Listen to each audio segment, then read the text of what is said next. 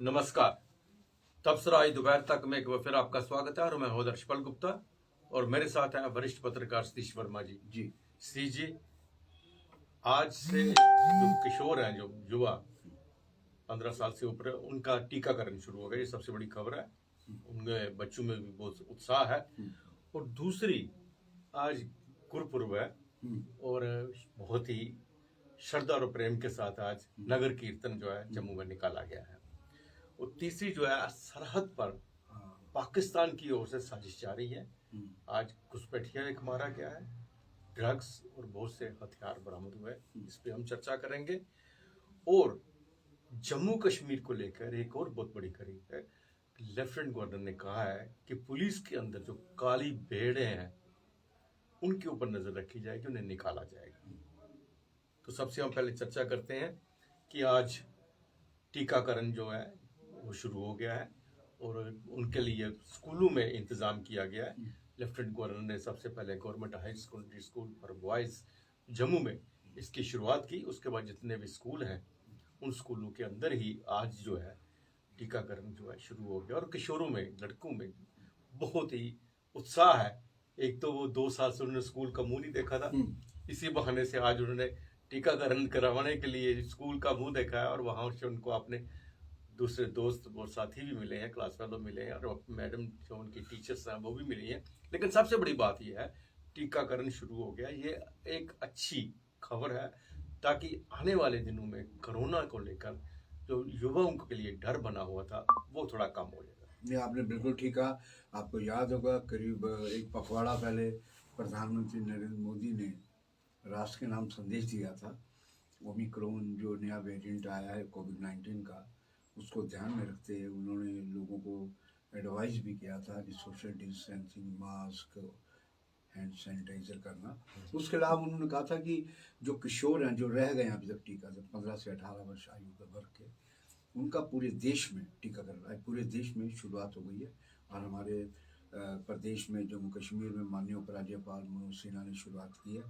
तो बच्चों में उत्साह देखा जा रहा है। आपने ठीक कहा कि जो बच्चे स्कूल नहीं जा रहे थे, कोरोना की वजह से बंद पड़े थे, उनके चेहरे देखने लायक थे कि चलो इस बहाने स्कूल तो आए हम।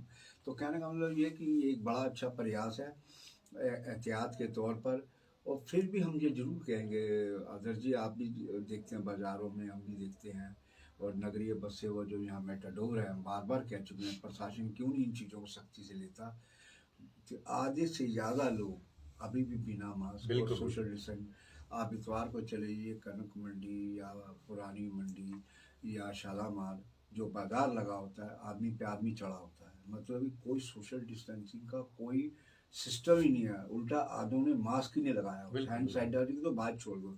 तो मैं समझता हूँ कि इसके लिए बड़ा कड़ाई से डिविजनल कमिश्नर हो या डीसी जम्मू हो, इनको बड़ा कड़ाई से अनुपालन करना पड़ेगा। नहीं सी अगर जिस प्रकार दिल्ली के अंदर, हम दिल्ली के आंकड़े रोज देख रहे हैं, दिल्ली में काम माइनर % कुछ था, आज वो सब 4 पॉइंट समथिंग हो गया। तो कहने का मतलब है कि दिल्ली में भयानक लापरवाही की जा रही है। वहाँ के बाजार देखो, सरोजनी नगर और दूसरे बाजार, वहाँ भी इस प्रकार की भीड़ है जैसे कि यहाँ कनक मंडी में। बिल्कुल, कल संडे बाजार लगा हुआ था पुरानी मंडी में। हाँ। जो देखने वाली थी भीड़, कितनी भीड़ थी, कोई हिसाब ही नहीं। डर लगता है। किसी ने मास्क नहीं पहना हुआ, कोई सोशल डिस्टेंस नहीं है। और वहीं बाकी जगह में भी देखो वही हालात है। एक आध इन्फेक्टेड होता तो उसमें निपट जाता। और सबसे बड़ी बात है कि देश के अंदर कोरोना के जो मरीज हैं वो बढ़ते जा रहे हैं, तेजी से बढ़े। लेकिन एक तरफ हम कहते हैं कि जो ओमिक्रॉन को लेकर भाई कोई ज्यादा कोई सीरियस नहीं हुआ, कोई किसी को हॉस्पिटलाइज, लेकिन इसके साथ साथ बाकी दोनों कोरोना जो है वो भी आ रहे हैं। उनके भी केसेस बढ़ते जा रहे हैं। और अगर जरूरत पड़े इस वक्त इस पर रोकथाम नहीं की तो आने वाले वक्त में जम्मू कश्मीर के लिए जो थर्ड वेव है वो बहुत बुरी तरह आएगी। नहीं, वो तो टेलीविजन चैनलों में लगातार आ जा रहा है कि ये जो लोग लापरवाही बरते हैं, ये तीसरी वेव को खुद दावत दे रहे हैं। जी। और मैं समझता हूँ क्योंकि ये जो कोविड है, ये अपना स्वरूप लगातार बदल रहा है। जब तक ये खत्म नहीं होगा, इसका स्वरूप खतरनाक से खतरनाक बनता जाएगा। ठीक है, अभी तक रिसर्च ये आ रही है, आंकड़े ये आ रही है, डाटा ये बता रहे हैं कि अभी तक जो कैजुअलिटी रेट है ओमिक्रॉन में बहुत ज़्यादा चिंताजनक नहीं है। लेकिन ये सामुदायिक लेवल फैलता है, ये हमें नहीं भूलना चाहिए। मान लो एक आदमी को हुआ, वो पूरा इलाका उसकी चपेट में आएगा। बिल्कुल सही। तो हम समझते हैं कि इसमें सरकार की तो जिम्मेदारी है, उससे ज़्यादा व्यक्ति विशेष की जिम्मेदारी है।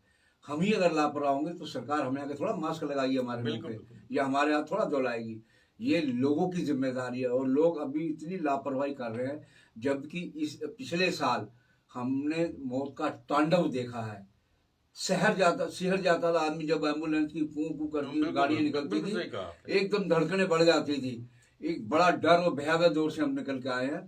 तो मैं समझता हूँ लोगों को समझना चाहिए गंभीरता, कोई ऐसा ना हो कि कई बड़ी मुसीबत के अंदर पूरा जम्मू फंसे, पूरा जम्मू कश्मीर फंसे। हम समझते हैं सबकी अपनी नैतिक जिम्मेदारी, समाज की जिम्मेदारी है कि इसका निर्वहन करें, मास्क लगाएं, सोशल डिस्टेंसिंग गौर करें और हाथ धोएं। बिल्कुल सही कहा है। आज एक गुरु गोविंद सिंह जी जन्म जी।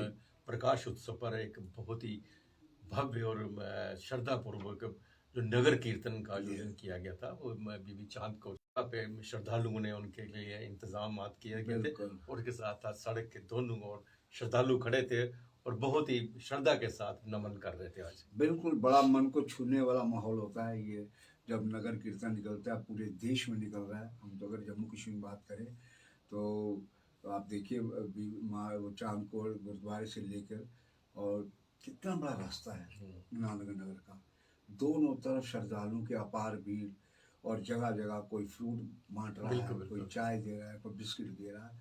मैं कहता हूँ कि लंगर सेवा का एक मिसाल है सिख समुदाय। बिल्कुल किसी कौम में ऐसी लंगर सेवा नहीं होती जो सिख समुदाय में। हमने कोरोना में भी देखा। बिल्कुल।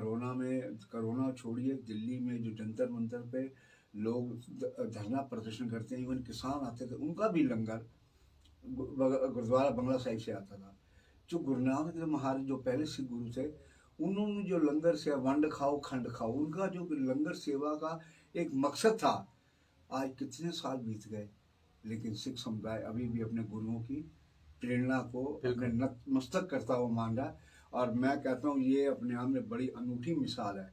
सिख कौम को वास्तव में सलूट करते हैं कि वो लंगर सेवा को उन्होंने मन प्राण से अभी तक जारी रखा हुआ। बिल्कुल सही कहा आपने। स्टेज जी, हमने बहुत बार चर्चा की है कि जैसे तरह से मौसम बदल रहा है और धुंध और अंधेरा छा रहा है, और जब बर्फ हो रही है तो सरहद के पाकिस्तान की तरफ से साजिश जो है वो बढ़ती जा रही है। उसका सामने देखने का नतीजा है कि कल अरनिया सेक्टर में एक घुसपैठिया मारा गया, और आज एक बहुत बड़ा जखीरा जो है सांबा सेक्टर में बरामद किया, जिसमें हथियार भी हैं और उसके साथ साथ ड्रग्स वगैरह भी हैं। सबसे बड़ी बात है, अब सबसे बड़ी बात है कि ये जो चीजें सामने आ रही हैं, इसका मतलब ये है कि सांबा सेक्टर में पाकिस्तान के ओवरग्राउंड वर्कर्स हैं। बिल्कुल। वहां कोई ना कोई ऐसे ठिकाने हैं बिल्कुल जहां है। ये बार बार हथियार फेंकते हैं ताकि उस तक पहुंच सके। एक बार नहीं, बहुत बार हुआ इस सेक्टर में, बहुत बार हथियार पकड़े गए, बहुत बार ड्रग्स पकड़ा गया।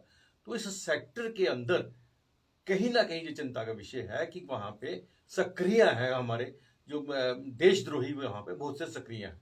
बिल्कुल, ये सवाल लगातार उठता आ रहा है, और ये सवाल सेवन ब्रिगेडियर अनिल गुप्ता ने भी एक बार अपने आर्टिकल में उठाया था, मुझे याद आता है। और हमने भी बड़ी खबरें लिखी हैं, पीपी न्यूज़ लाइन भी 2-3 बार इसका जिक्र कर चुका है कि आखिर वो आज तक, चूंकि पिछले 1.5-2 साल से ये सिलसिला चला है आपके ड्रोन्स का, ड्रोन्स के जरिए सब खेप आती हैं, आखिर उस एंड पर रिसीविंग हैंड कौन सा है, रिसीविंग एंड कौन है? ये सबसे बड़ी बात है। मैं हैरान ये हूँ कि इंटेलिजेंस एजेंसियों या सुरक्षा एजेंसी, जिसमें पुलिस है, बीएसएफ है, दूसरे पैरामिलिट्री फोर्सेस है, आखिर आज तक वो पकड़े क्यों नहीं गए? पकड़े नहीं जा रहे, इसीलिए उनकी हिम्मत बढ़ी है। बाहर साइड से वहां से ड्रोन आता है। आज देखें जिस तरह तीन AK-47 वो मिली हैं, 5 पैकेट हेरोइन के मिले हैं, 4 पिस्टल हैं, उसके अलावा और उनको कई रोंद मिले हैं। अच्छा, केवल इतना नहीं, जो एक घुसपैठिया यहाँ मारा गया आर्निया सेक्टर में, और परसों की बात है, साल के पहले दिन नॉर्थ कश्मीर के केरन सेक्टर में मारा गया, उसके पास AK-47 मिली, हथगोले मिले, पाकिस्तानी करेंसी मिली, पाकिस्तानी पहचान पत्र मिला। तो हम तो शुरू से कहते आ रहे थे मौसम खराब होगा, साजिशें तेज होगी। मैं समझता हूँ कि खासतौर से भारत पाक सीमा, क्योंकि उस वक्त कश्मीर में तो उनको OGW या टेररिज्म है, यहाँ आखिर कौन रिसीविंग हैंड है, ये सवाल लगातार पिछले 1.5 साल से बना हुआ है। और अभी तक हमें लगता नहीं कि कोई ऐसा एजेंसियों की ओर से ऐसा कहा गया हो कि हमने 1, 2, 3, 4, 5, 10 को OGW पकड़े हों। आज तक हमारे संज्ञान में नहीं आया, हमारे की जानकारी में नहीं है कि कोई OGW पकड़ा। इसकी ओर भी सुरक्षा एजेंसियों को विशेष दिलचस्पी लेनी पड़ेगी और उनको ढूंढ निकालना होगा, ताकि ये तभी ये सिलसिला थमेगा जब OGW आपकी पकड़ में आ जाए। बिल्कुल सही कहा आपने। ये जो हथियार ये सब चीजें जंगल में फेंकने के लिए तो नहीं आ रही बिल्कुल बिल्कुल आखिर किसी तक तो पहुंचाने के लिए बिल्कुल। भेज रहे हैं, और जब तक उनका नहीं पता चलेगा बिल्कुल। तो ये उन पर रोक नहीं लगेगी। अच्छा, इसमें एक बात हाँ। ये भी अहम है कि ये जो जानकारी है वो लोकल गांव के लोग देते हैं। हैरत की बात यह है कि पहले भी ड्रोन जो पकड़े गए, सुरंग डिटेक्ट हुई, जो खुफिया सुरंगें बनी, वो भी गांव के लोगों ने जाके BSF को बताया। हम BSF की कार्यशैली पे सवाल खड़ा नहीं कर रहे, हम ये कह रहे हैं कि जब सरहद पार लगातार साजिशें चल रही हैं तो पूरी तरह प्रोएक्टिव तरीके से होना चाहिए, क्योंकि दुश्मन मुल्क जो है वो अपनी हरकतों से बाज नहीं आ रहा। तो हमारी भी जिम्मेदारी बनती है, हालांकि हर नागरिक की जिम्मेदारी हो, जो गांव के लोगों को आसान नहीं कर रहे, वो अपना फर्ज निभा रहे हैं, जो एक भारतीय होने का, देशभक्त होने का। तो मैं समझता हूं कि BSF जो भारत पाक सीमा पे हमारी फर्स्ट लाइन पर जो सुरक्षा एजेंसी है, उनको उन OGW, पुलिस को भी OGW, इन तमाम एजेंसियों को OGW को ढूंढ निकालना होगा, तभी ये ड्रोन्स के जरिए हथियारों का जो एक साजिश का सिलसिला चल रहा है वो तभी थम पाएगा। बिल्कुल सही कहा आपने। सी जी, लेफ्टिनेंट गवर्नर ने कहा कि जो पुलिस के अंदर कुछ काली भेड़े हैं उनको उनकी पहचान की जाएगी, उन्हें पकड़ा जाएगा और उन्हें बाहर का रास्ता दिखाया जाएगा, क्योंकि जिस तरह से पुलिस को एक दोस्त की तरह शहरियों के साथ होना चाहिए था, वो अभी तक वो सारा वातावरण बना नहीं। शायद यही एक कारण है, क्योंकि पुलिस के नाम से आम शहरी डरता है, उससे दूर रहता है। अगर किसी को थाने बुलाया जाता है, पुलिस स्टेशन बुलाया जाता है, चाहे किसी बात के भी बुलाया जाता है, वो सोचता है कि मैं ना जाऊं। बिल्कुल, तो ये अवॉइड करता है, अगर मैं जाऊं तो पता नहीं मेरे साथ क्या बात होगी, हाँ, कैसे बात की जाएगी। हाँ। लेकिन जबकि पुलिस को हमेशा जो सिटीजन्स हैं उनके साथ एक दोस्ती का नाता होना चाहिए, ताकि खुशी खुशी लोग पुलिस स्टेशन जाए। डरे तो वो बिल्कुल जो अपराधी हो, अपराधी है, हाँ। आम शहरी क्यों डरे? हाँ। आम शहरी के साथ क्यों अच्छा व्यवहार क्यों ना किया जाए? और कुछ ऐसी काली भेड़ें हैं जो इसको पुलिस डिपार्टमेंट को बदनाम कर रही हैं, और लेफ्टिनेंट गवर्नर ने कहा उन्हें शिनाख्त करके उनके ऊपर कड़ी एक्शन लिया जाएगा। बिल्कुल। एक खबर छपी है डेली एक्सलसर में संजीव परगाल की, उसमें कहा गया कि 150 से ज़्यादा लोग पुलिस महकमे में जो रडार पर हैं, और उसमें कुछ इंस्पेक्टर हैं, सब इंस्पेक्टर है, ASI पुलिस के जवान हैं, जो कि विध्वंसक कार्रवाइयों में, भ्रष्टाचार में और दूसरे आपराधिक मामलों में संलिप्त हैं। इस प्रकार की उनके पास डिटेल इंटेलिजेंस एजेंसी तमाम सोर्सेज से उन पर पूरी जानकारी है। अब यह है कि वो इससे पहले कि उनको बाहर का दरवाजा दिखाएं, वो कानूनी दावपेच भी पूरी तरह समझ लेना चाहते हैं। आपको याद होगा आदर जी कि जब मुफ्ती मोहम्मद सईद चीफ मिनिस्टर थे तो उन्होंने बड़ी संख्या में डेड वुड कहा गया था, यानी कि नकारा अफसर, वो थे नकारा कर्मचारी अफसर, जो या तो सीट पे मिलते नहीं थे, या अगर सीट पे बैठे हैं तो पब्लिक से नहीं मिलते थे।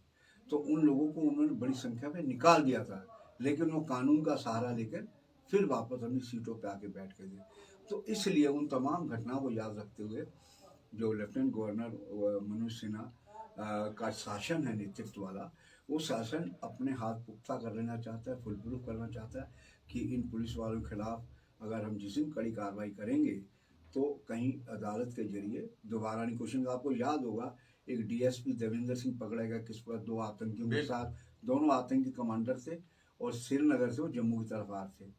वो DIG अतुल गोयल, बड़े दबंग DIG थे सुरेन के, ये उन्होंने साहस करके उसको पकड़ा था, हिरासत में लिया था। ये बात अलग है कि उसको बाद में बर्खास्त कर दिया गया DSP को। तो समझा जा सकता है कि DSP स्तर का आदमी केवल सपोर्ट नहीं कर रहा, आतंकवादियों को कवर दे रहा है जम्मू तक आने के लिए, हथियार थे उनके पास। तो मैं समझता हूँ कि चूंकि हमारी स्टेट आतंकग्रस्त स्टेट है, इसमें आप यकीनी तौर पे नहीं कह सकते कि फला पुलिस वाला पूरी तरह भारतीय संविधान के प्रति कृतज्ञ है, पूरी तरह प्रतिबद्धता है, या फिर चोरी छिपे कहीं इसके और कहीं खेल चल रहे हैं। तो ये तमाम चीजें हैं, एजेंसीज देख रही है, लेकिन इसके साथ हम पूरी पुलिस के ऊपर आरोप भी नहीं लगा सकते।